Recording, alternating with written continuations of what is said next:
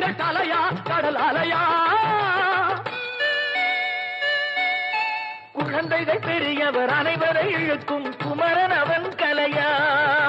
கோவிலின் அருகினில் கூடிய கூட்டங்கள் தலையா கடலையா குழந்தைகள் பெரியவர் அனைவரை இழுக்கும் குமரன் அவன் கலையா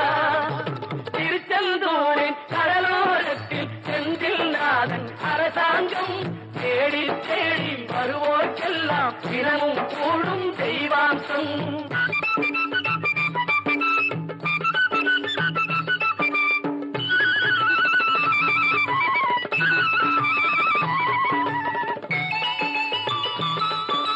மங்கையரின் குங்குமத்தை காக்கும் முகம் ஒன்று